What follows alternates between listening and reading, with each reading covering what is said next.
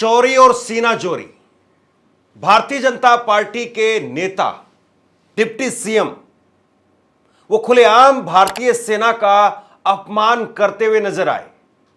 उन्होंने कहा कि भारत देश की सेना और भारतीय सेना का एक एक सैनिक, सारे सैनिक वो प्रधानमंत्री नरेंद्र मोदी के आगे नतमस्तक है। ये उनका बयान है और इस बयान में बगैर कोई काट छांट के, बगैर कोई एक भी शब्द ऊपर नीचे किए, सीधे तौर पर सेना का अपमान साफ तौर पर झलकता है। लेकिन इस बयान के बाद में माफी मांगने की जगह पर चोरी और सीनाजोरी वाला खेल शुरू हो गया है। उप मुख्यमंत्री जी उल्टा धमकी देने पर आ गए।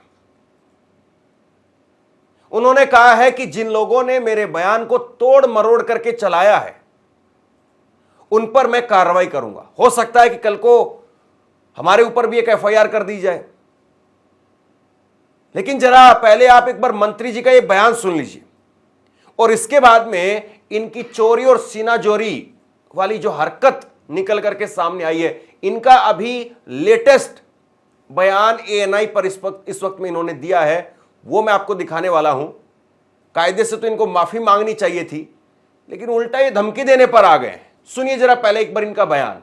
जिन माताओं के सिंदूर को मिटाने का काम जिन लोगों ने किया, जिन आतंकवादियों ने किया और जिन आतंकवादियों को जिनने पाला, जो पाल रहे हैं, उनको नेस्त नाबूद नहीं कर देंगे तब तक चैन की सांस नहीं लेंगे। और यशस्वी प्रधानमंत्री जी को हम धन्यवाद देना चाहेंगे और पूरा देश, देश की वो सेना, वो सैनिक उनके चरणों में नतमस्तक है। उनके चरणों में पूरा देश नतमस्तक है।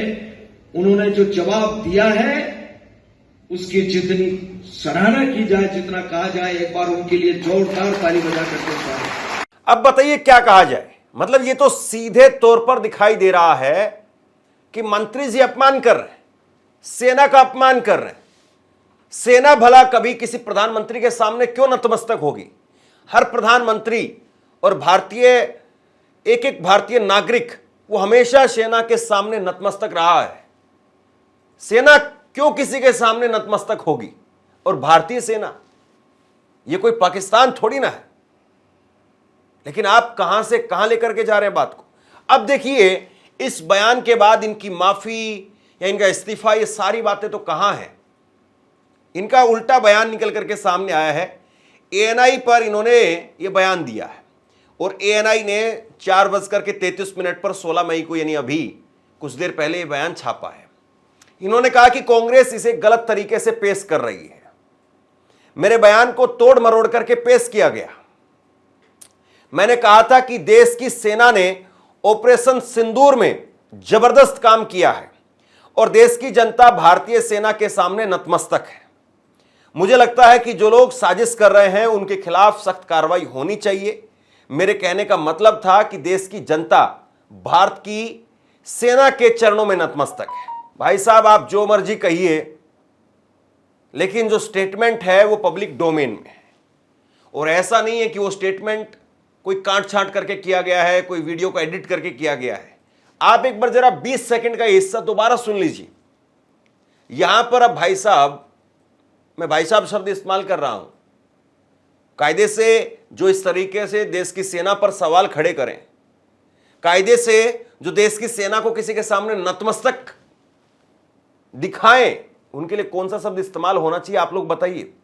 लेकिन मैं माननीय उप मुख्यमंत्री जी से बहुत विनम्रता पूर्वक पूछना चाहता हूं, उप मुख्यमंत्री साहब, आप जो अभी कह रहे हैं कि देश की जनता वो सेना के आगे नतमस्तक है, ये बात आपने तब तो नहीं कही थी। आपके एग्जैक्ट शब्द वो थे कि भारत की सेना, देश की सेना और सैनिक प्रधानमंत्री नरेंद्र मोदी के चरणों में नतमस्तक है। ये आपके एग्जैक्ट शब्द थे, ये आपकी लाइन थी। आप उस लाइन से पलट गए और अब कह रहे हैं कि मैं कार्रवाई करूंगा। और यशस्वी प्रधानमंत्री जी को हम धन्यवाद देना चाहेंगे और पूरा देश, देश की वो सेना, वो सैनिक उनके चरणों में नतमस्तक है। उनके चरणों में पूरा देश नतमस्तक है। उन्होंने जो जवाब दिया है उसकी जितनी सराहना की जाए, जितना कहा जाए, एक बार उनके लिए जोरदार ताली बजा करके स्वागत। पूरी बीजेपी का स्टैंड यही दिखाई दे रहा है। कहीं से बीजेपी इस बयान के बाद बैकफुट पर नजर नहीं आ रही। बीजेपी उल्टा काउंटर करने पर आ गई। इससे पहले, कुछ देर पहले अमित मालविया ने ट्वीट किया, यानी दिल्ली में बैठ करके बीजेपी आईटी सेल के हेड अमित मालविया इस बात को कह रहे हैं। अमित मालविया ने ट्वीट किया कि पूरा देश सेना और सैनिकों के चरणों में नतमस्तक है। मतलब ये सोचते हैं कि जो बात कही गई है उस बात के उलट एक बात कह दी जाएगी और लोगों को यह यकीन दिला दिया जाएगा कि वो वीडियो फर्जी था। लेकिन कोई यह साबित करे कि वो वीडियो फर्जी है,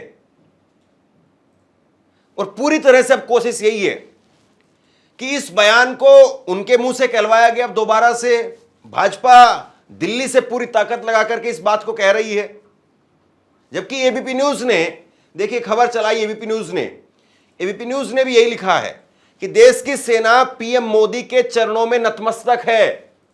एमपी के डिप्टी सीएम ये कह रहे हैं, जगदीश देवड़ा इनका नाम है, 8 बार के विधायक हैं, मंदसौर मल्हारगढ़ सीट से ये विधायक हैं।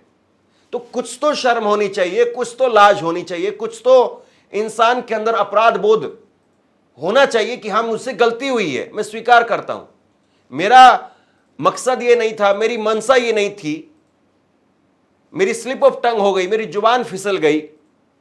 कुछ तो आदमी स्वीकार करे। लेकिन यहां तो बिल्कुल उल्टा पैटर्न शुरू कर दिया गया है कि हम ये बात नहीं कहेंगे, हम ये बात कहेंगे, और उसके बाद में लोग इस बात को मान लेंगे। प्रियंका गांधी ने ट्वीट किया इसको लेकर के, और प्रियंका गांधी ने ट्वीट करके कहा कि भाजपा के नेताओं की ओर से लगातार हमारी सेना का अपमान अत्यंत शर्मनाक और दुर्भाग्यपूर्ण है।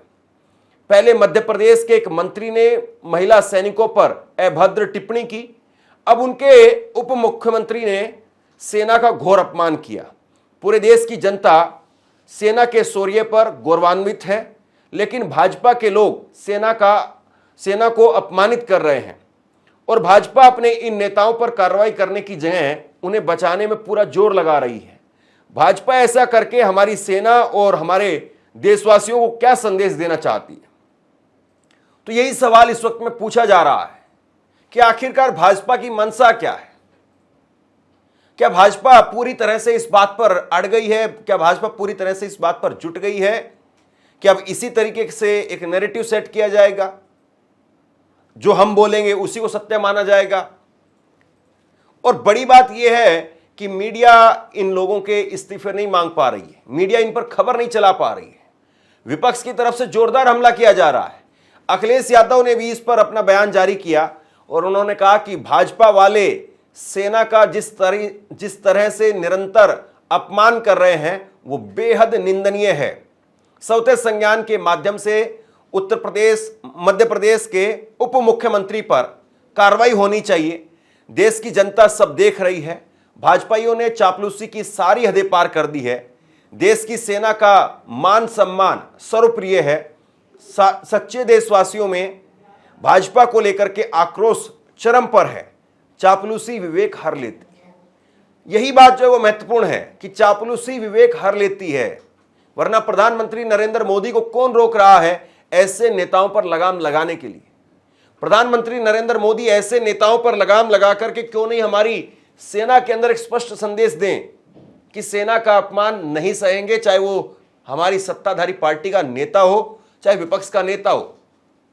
और ये बात बिल्कुल क्लियर शब्दों में कही जानी चाहिए कि सेना सबसे ऊपर, सेना पर किसी प्रकार का कोई किंतु परंतु नहीं, कोई समझौता नहीं। प्रधानमंत्री नरेंद्र मोदी जाते हैं, अभी कुछ दिन पहले वो सीज फायर की जैसे ही घोषणा हुई उसके बाद में वो आदमपुर एयरबेस पर पहुंच गए, भारत माता की जय, भारत माता की जय ऐसे नारे लगवाने लगे, जोश खरोश दिखाई दिया। जाना भी चाहिए प्रधानमंत्री को, लेकिन प्रधानमंत्री जी क्या ऐसे बयानों से जो आपकी पार्टी के नेता लगातार दे रहे हैं, इससे सेना का मनोबल बढ़ता है या सेना का मनोबल गिरता है? और अगर कांग्रेस पार्टी के समाजवादी पार्टी के या दूसरी अन्य किसी पार्टी के नेता ने ऐसा कोई बयान दिया होता, तो सोचिए प्रधानमंत्री के लेवल से इस पर कार्रवाई की जा रही होती और प्रधानमंत्री के लेवल से इस पर ट्वीट किए जा रहे होते और भाजपाई गली गली में चौराहे पर उस नेता का पुतला फूंकने लगते और फिर पाकिस्तान के साथ में उस पार्टी के शीर्ष नेतृत्व का कनेक्शन स्थापित कर दिया जाता कि ये तो है ही कांग्रेसी, ये तो है ही भाजपाई, ये तो है ही सपाई, पता नहीं किस तरीके से जो भी बातें आप समझिए। तो अब भाजपाई अपने नेता पर क्यों नहीं बोल पा रहे हैं? क्या सेना को लेकर के भी हम खांचों में बटे रहेंगे? क्या सेना को लेकर के भी इस तरह की बात होगी? और ये पैटर्न कोई अभी नहीं है, अभी स्टार्ट हुआ है। आप पहलगाम के बाद में देश में गुस्सा था, पहलगाम के बाद में उन आतंकियों को लेकर के गुस्सा था, लेकिन जब आतंकियों का शिकार हुई हिमांशी नरवाल, सबसे पहले जैसे ही उन्होंने मुसलमानों को लेकर के कुछ कहा, देश में भाईचारे को लेकर के कुछ कहा, ये नफरती सोच के लोग हिमांशी नरवाल पर टूट पड़े। हिमांशी नरवाल पर वो मामला थोड़ा ठंडा हुआ भी नहीं था कि कर्नल सोफिया का मामला आ गया। कर्नल सोफिया पर कुछ लोग टूट पड़े कि इनसे क्यों प्रेस कॉन्फ्रेंस कराई गई, ये फ्रॉड सेकुलर का ऑप्टिक्स बंद होना चाहिए, इस तरह की घटिया बातें कही गई। और जब कर्नल सोफिया का मामला भी ठंडा नहीं पड़ा था, तो फिर इसी बीच में विक्रम मिस्री विदेश सचिव, उनके ऊपर हमले किए गए, उनकी पत्नी को, उनकी बेटी को गंदे गंदे अनाप शनाप बातें कही गई। और अब जो है वो आप आ गए हैं पूरी सेना पर। तो बात कहां से शुरू हुई थी और बात कहां पर आकर के खड़ी हो गई है, इस बात को गौर से देखने की आवश्यकता है। आदरणीय देशवासियों, आज मध्य प्रदेश के उप मुख्यमंत्री जगदीश देवड़ा ने अपने एक भाषण में ये कहा कि भारत की सेना नरेंद्र मोदी के चरणों में नतमस्तक है। भारतवासी, भारत देश का एक एक नागरिक नरेंद्र मोदी के चरणों में नतमस्तक है। 2 दिन पहले विजय शाह ने एक बेटी का अपमान किया और इतने गंदे और जलील शब्दों का उपयोग किया, पूरे देश ने देखा, हाई कोर्ट ने संज्ञान में लिया। दोनों घटनाओं पे भारतीय जनता पार्टी मौन है। इस पर मुख्यमंत्री से अखबार पत्रकार ने सवाल किया, हमारे प्रदेश के मुख्यमंत्री से, मोहन यादव झल्ला रहे थे, कांग्रेस को कोस रहे थे, कांग्रेसियों के इस्तीफे मांग रहे थे, अरविंद केजरीवाल का हिसाब पूछ रहे थे, पर भारत माता का अपमान करने वाले दोनों मंत्रियों को बचा रहे थे। मैं देशवासियों से आग्रह करता हूं कि क्या सवाल है देश के सामने कि नरेंद्र मोदी जी ने, अमित शाह जी ने, जेपी नड्डा जी ने, बीजेपी के शीर्ष नेतृत्व ने तय कर लिया है सेना का अपमान करो।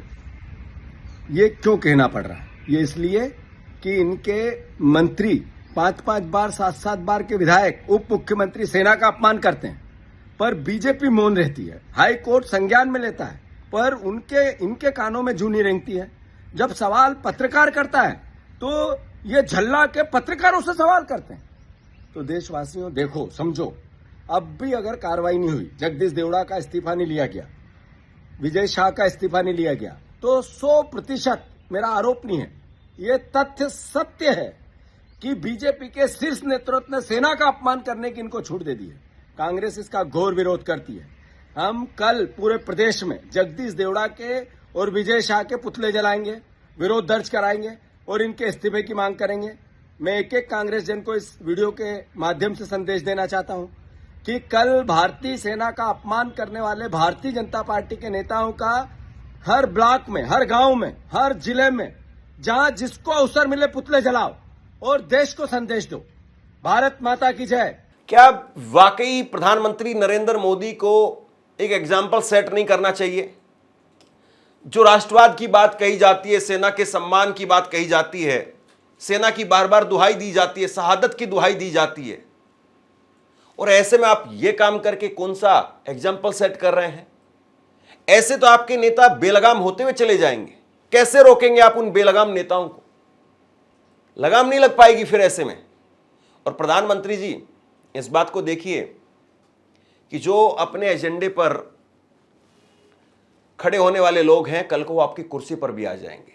और मैंने खूब देखा है, जब ऑपरेशन सिंदूर के बाद में सीज फायर हुआ, तो बहुत सारे भाजपाई, कट्टर भाजपाई, वो लिखने लग रहे थे कि मोदी के बस की बात अब नहीं रही है, अब योगी को लाना चाहिए।